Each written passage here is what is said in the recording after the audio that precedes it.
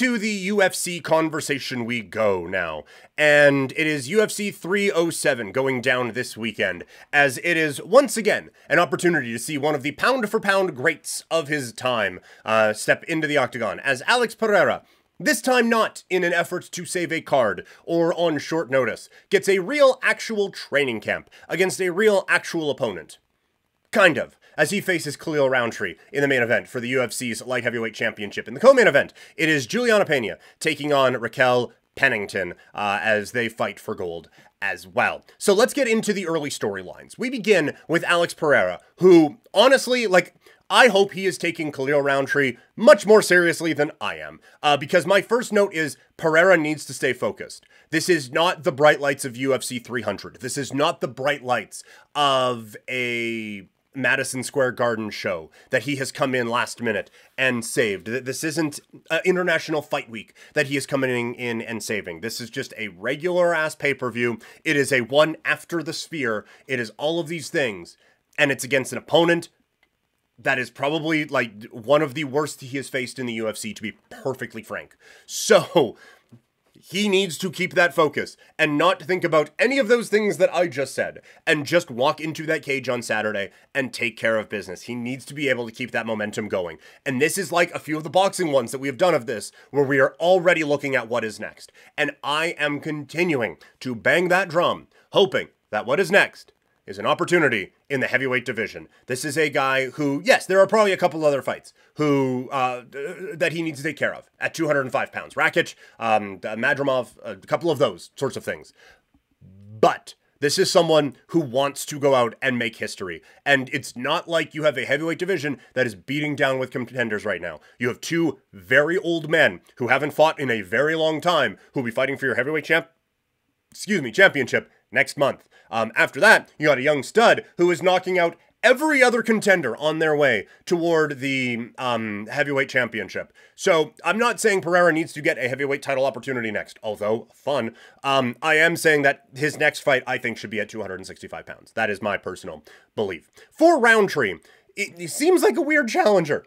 He had his last fight canceled because he tested positive for a banned substance. So the fight at UFC 303 gets pulled, and as punishment, he gets a championship opportunity.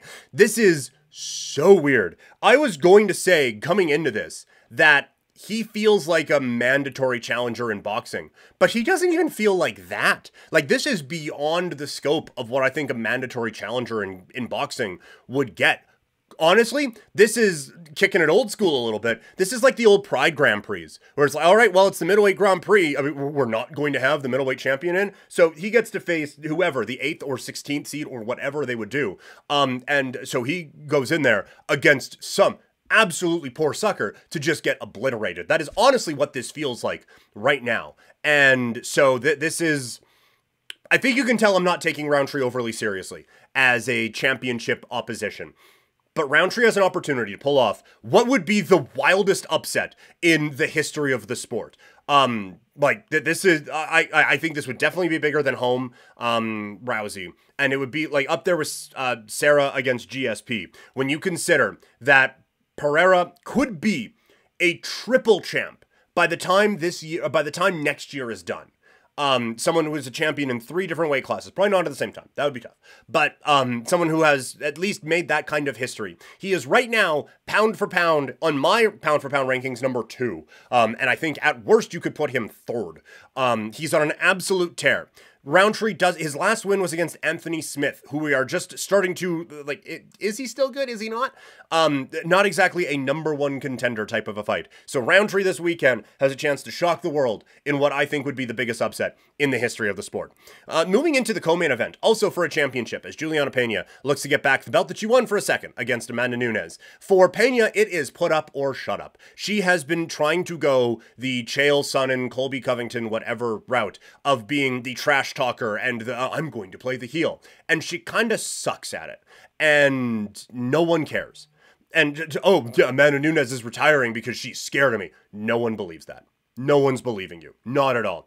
And so, yeah, you get a huge upset win over Amanda Nunes. Congratulations. That is one of the biggest upsets in the history of the sport.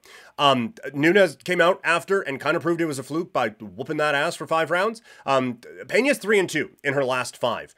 If she wins this, then I'm not saying it validates everything. And, oh, well, Amanda Nunes was actually scared of her. Because I don't believe that for a second. And I don't believe that this validates Peña in being as good as she thinks she is. But it is a bit of validation, right? It's a 2-time champion now, if she's able to pull that off. If she loses, I don't think she will be taken seriously ever again as a title challenger, to be perfectly frank. For Raquel Pennington, it's kind of playing with house money.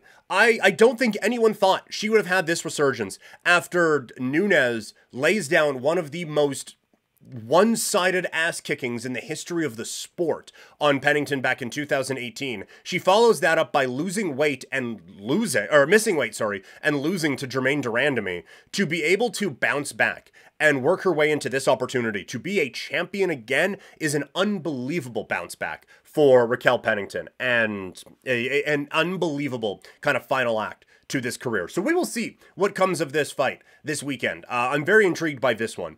Overall, this isn't the biggest card out there. This isn't UFC or Noche UFC. This isn't one of those, but you got a couple of intriguing fights anyway at the top of the card. Coming up tomorrow, we'll look at the non-main event fighters that you should pay attention to on this particular show.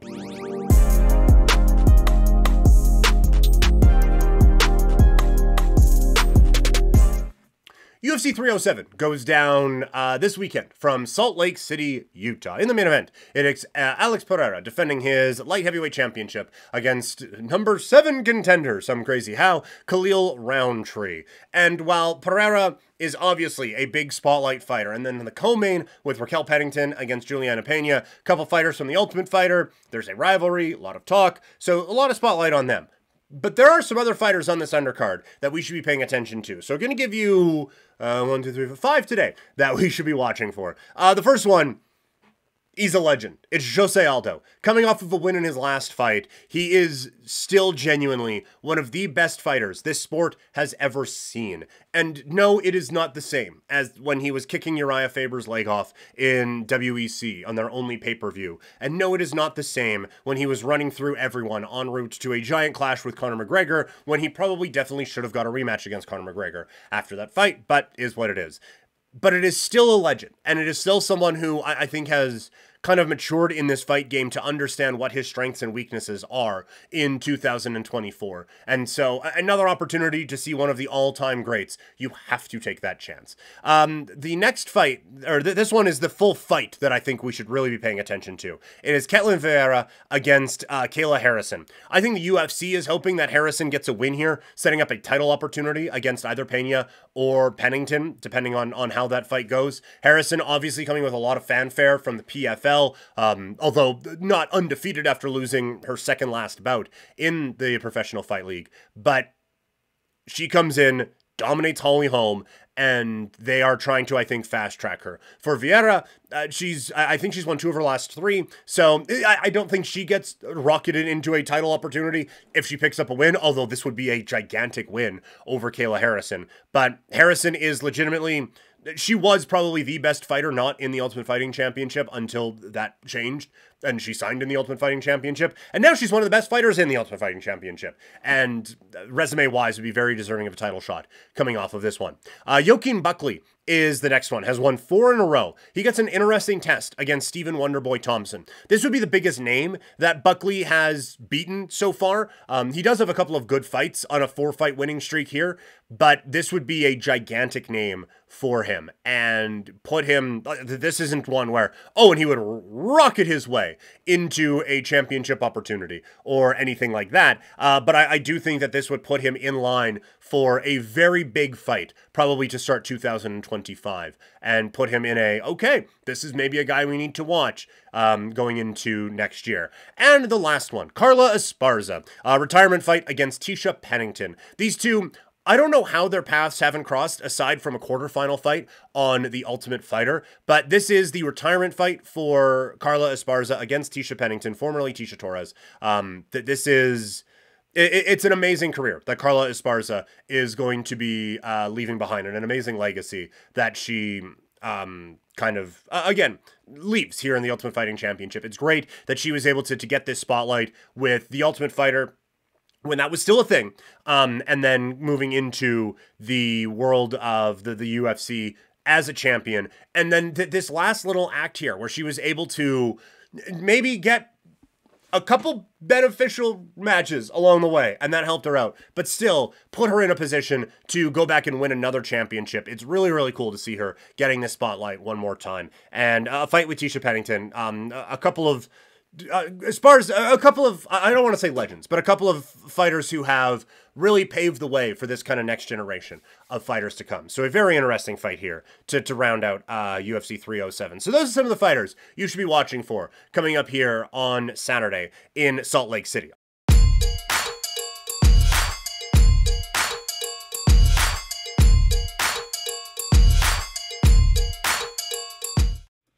UFC 307 goes down in Salt Lake City, Utah.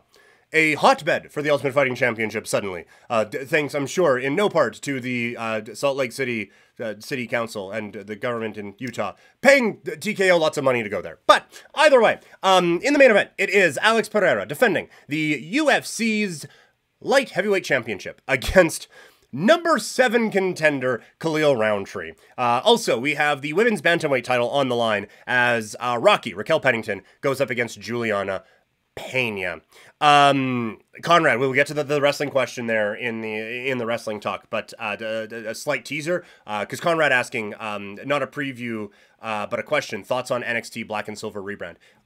Initial thought, okay, let's go into the fight breakdown. And normally I like to do real, okay, this is what these guys have done in the last little bit. This is whatever. If you've seen my previews before, you know how I kind of like to do it. But as I explained before, this morning has been chaotic. I got sick late last night and didn't have the most awesome of sleeps. I woke up feeling a little bit better today, and the wonderful combination of Advil, Tums, and Monster Energy is powering me through. So you can probably tell I'm a little bit more than normal for this one. But also, my laptop wasn't working until literally 2 minutes before the show started. So I didn't get to do as in-depth of previews on these. So a little bit more of this is just going to be a bit off the cuff, so to speak. So, just going to do a main card preview for this one, and the app I was using doesn't give me, names, so that's annoying. But if we go here to our trusty Wikipedia, if there was anything that happened in the weigh-ins, and I miss it, I apologize for that. But in the middleweight division, it is Roman Dolidze against Kevin Holland. Again, this fight happening at middleweight. Dolidze is a plus 130 underdog against Kevin Holland. Holland is kind of one of those post-hype sleepers that people talk about in fantasy football a whole lot. Oh, wow, Wikipedia's looking for donations. Look at that. Where there was a lot of hype around this guy, and it just hasn't quite got there recently for him. He was kind of brought in, I don't want to say as a sacrificial lamb, but he was brought in to kind of make MVP look good. Now, he bounces back with a win over Michael Oleksiejczuk back at UFC 302 with a submission win there, but he is still 3-4 in his last 7, with the wins being against Oleksiejczuk, Chiesa, and Santiago Ponzinibbio. And the losses against Paige, Della Maddalena, Stephen One Boy Thompson, and Khamzat Chimaev. And so, yes, those are kind of tippy-top fighters in this division. And you could very well explain, okay, well, he only loses to the big guys. I don't think Dolidze is that. And Dolidze himself, coming off of a couple of losses against Marvin Vettori and Nasruddin Imavov, before picking up a win over Anthony Smith. And so both of these guys, with Dolidze being 36 and Ken Holland being 31. Boy, Kevin Holland's only 31. Feels like he's been around longer than that. But you have, I think, a couple of guys who had a little bit of, Dolidze wasn't, I don't think ever okay, watch out for this guy. He was more just a guy who worked his way into, back half of the top 15 rankings, and so to speak. But Holland was someone where, hey, this guy could be a championship contender. And he's had some injury issues and all of those things. And so maybe he gets it back on track. It is tempting to throw out Dolidze as an underdog play. But I do think Kevin Holland, just in-depth analysis here, I think Kevin Holland's a better fighter than Dolidze is. And so I do think that on their best days, Holland probably doesn't even make it close with Dolidze, quite frankly. And so I do think Holland ends up getting the win. Next, we go to Ketlin Vieira against Kayla Harrison. This one in the women's bantamweight division. Harrison is a strong favorite at minus 1150. Vieira is a plus 650 underdog. Harrison, for a long time, held the moniker of best fighter not in the UFC, and now she's hoping to hold the moniker of best fighter in the UFC. She is likely a win away from a title shot. She is already in press conferences shit-talking Juliana Pena. The one concern you would have is that she is looking past Vieira. Now, Ketlin's a talented fighter. And against, honestly, most fighters in this division, Ketlin, I think, would be favored. And she would be a fighter that I would be looking at. Like, she has losses against Yana Kunitskaya and Raquel Pennington recently. So one of them is a champion, and one of them is a little underrated in Kunitskaya. But she does have wins over Miesha Tate, Holly Holm, and fighters like that. Also, previously in her career, Kat Zingano and Sarah McMahon. So Vieira is a very talented fighter, but Harrison is just a different kind of animal. And I think someone who will go out and get the job done here. There is no value at all, in taking Harrison just to win at minus 1150. So the official prediction here is Harrison by decision. I think she grinds out another win. Third from the top, it is Jose Aldo. The legend returns as he steps back into the octagon against Mario Bautista, who is a 31-year-old fighter from some place I've never heard of in Nevada. For Bautista, he is on quite the winning streak. He has not lost since UFC 259 back in March of 2021. He was 8-2 at that time, and now he's 14-2. So that's 6 fights in a row that this guy has rattled off, including a win by unanimous decision over Ricky Simone back in January of this year at an Ultimate Fight Night show. For Jose Aldo, the resume is legendary. He is one of the greatest fighters in the history of this sport. Now, that was a while ago that he was doing that. And you can certainly say that there is a falling off happening with Jose Aldo. He lost to Merab back at UFC 278. Merab's the champion now. Aside from that, like, he's won 4 of his last 5 against Chito Vera, Pedro Munoz, Rob Font, and Jonathan Martinez. I do think that just because this Jose Aldo would lose to previous version Jose Aldo, we kind of assume that this Jose Aldo would lose to other fighters as well. And I don't believe that's the case. I think Aldo is legitimately still a good fighter. And at plus 120, I just think he has a little bit more striking than most of the, he's a little bit more striking than most human beings on the planet. But he has a little bit more striking edge than most fighters that Bautista has faced so far in his career. And so I just don't think he is ready for that sort of a output and that sort of a game plan coming at him. And so it is for that reason that I think Jose Aldo gets the win in this fight as the underdog at plus 125. Co-main event for the Women's Bantamweight Championship. It is Juliana Pena looking to unseat Raquel Pennington and get back the belt that she lost to Amanda Nunes. These two go back to the Ultimate Fighter, and this is very difficult for me.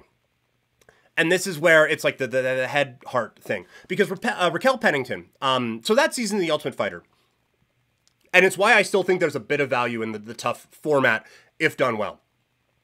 That season, the Ultimate Fighter was the introduction of the women's bantamweight division, and it was also the first season, the Ultimate Fighter, that came out when my wife and I started dating. And she is like Big Brother and Survivor and all of those reality shows. And so I was like, hey, if this feels like a very easy entry point, there's a reality show based on people who punch each other in the head. And so we watched Tough, and Raquel Pennington ended up being one of those fighters who you just fall in love with, right? And so that is, I have always liked Raquel Pennington. And I think that there is still a really talented fighter in there. And when you look at Raquel Pennington, really, it's quite the career arc that she ended up having. Because she goes out and just, and I cannot overstate this enough, a life-altering ass-kicking at the hands of Amanda Nunes. This was, A, at Amanda Nunes' peak, and B, this set off I am not kidding, months-long conversation about the role that corners play in the protection of their athletes, because it was so clear from the word go that Raquel Pennington was just in there to, like, it was literally what, speaking of dated references, it was literally what JWoww was saying in that episode of Jersey Shore. Step up, get your ass beat. Step up, get your ass beat. Step up, get your ass beat. That's what it was. Pennington would step up and Nunes would beat that ass and just kick the shit out of her. For, I think they ended up stopping it in the 5th round, but it was like after the 3rd, it probably should have been stopped. And then definitely after the 4th. But you still have the corner being like, oh no, you're tough, you can do this. And even Raquel Pennington was like, hey, don't think I can. Probably not gonna happen for me this time. So can we just fucking cut this out? Because I'm getting the hell beat out of me here. And I do feel like that was it was a real conversation for a while. And that is the type of fight that changes fighters. We've seen, like, it was a bit of a different situation, but Robbie Lawler and Rory McDonald. Rory was never the same after that.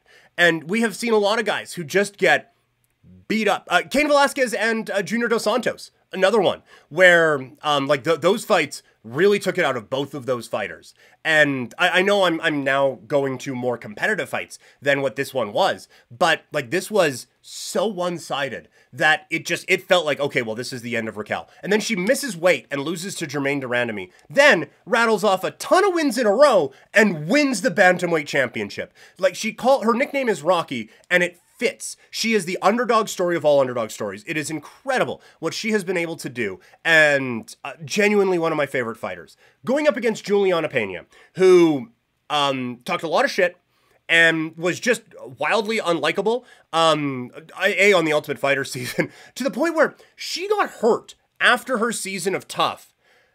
And a lot of people were saying that it was her camp was just annoyed with her and hurt her on purpose.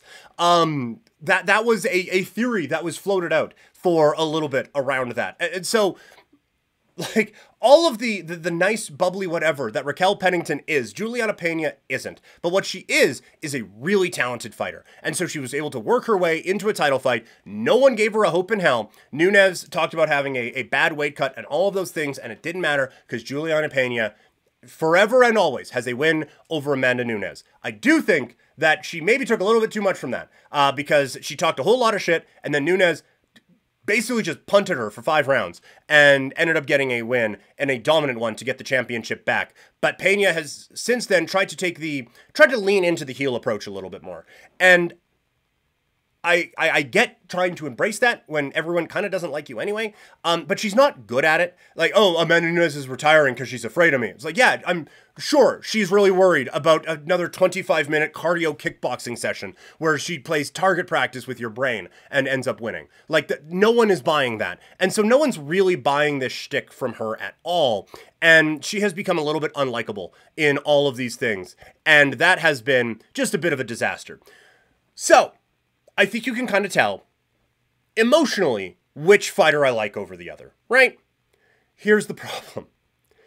I think Juliana Pena is a better fighter than Raquel Pennington is. And so from a prediction standpoint, I kind of hate it, but I'm going with Juliana Pena in this bout. I just feel like Raquel's stand-up is better than Juliana Pena's, no question. But I do think that Pena's ability to be able to get inside and get some takedowns and really start to wear this fight down and get things going that way is going to be her road to success. And so I just, it's not that I don't see Raquel Pennington being, having a hope in this one. Like, I certainly do. There's a reason why that, especially for a UFC title fight, the odds are actually pretty close on this fight, with Pennington as a -170 underdog. She does, or sorry, -170 favorite. She does have more tools in the toolbox than Pena does. I just think the tools that Pena has are better. So I think Pena pulls off another upset and wins the bantamweight crown, and that gets her a shot with Kayla Harrison coming up at a later date. And then in the main event, it is Alex Pereira taking on Khalil Roundtree. Pereira is a -500 favorite coming off of some amazing nights for him. He has turned himself into, when he kind of started this rise against Israel Adesanya, that was another one where I like one guy, I don't like the other guy. But, oh, the guy who I don't like just won. That's crazy. he kind of came in a little bit unlikable. But as it's gone on and you see the destruction, you see the talent, you see the crispness of the technique and everything like that, he has turned into one of my favorite fighters to watch, which is too bad because you only get to watch him for like 2.5 minutes because that's how quickly he is getting guys out of the cage with that. But he has one of the most meteoric rises in the history of the sport, going from kickboxing, where he was quite good, and then quickly into the UFC. Like 9 fights in, he's a 2-division champion and is toward the top of most pound-for-pound rankings. And now he's calling out heavyweights, and I think that will continue. He goes up against Khalil Roundtree. We talked about this a little bit on Tuesday. It's a weird situation that Roundtree has found himself in. What's he going to do? Turn down a title shot? Of course not. But his last fight was called off because he had a positive test for a banned substance. And then, instead of, okay, well, let's give you one more fight, whatever, he just gets a title shot. It's insane that he is in this spot, but it's an opportunity for him. Also, he is another guy who comes from The Ultimate Fighter, and so he's another dude who my wife is actually kind of a big fan of. He can bring the action, and I think that for however long this fight lasts, it will be fun. And he has basically a puncher's chance, and that's about it. I think all of the circumstances leading into this fight would make this one of the biggest upsets in the history of the sport if Khalil Roundtree was able to pull that off. It would be so out of nowhere, given all the circumstances leading into this fight, that it would be just mind-boggling for him to pull it off. Like, the thing that he is good at, Pereira is one of the best in the world at. So it's a really difficult situation for Roundtree to get into. Now, he has the skill and technique that he can land a shot and change the world. I simply do not see that happening. So I am going to go Pereira to win this fight rather convincingly and probably quickly in the main event of UFC 307 in Salt Lake City.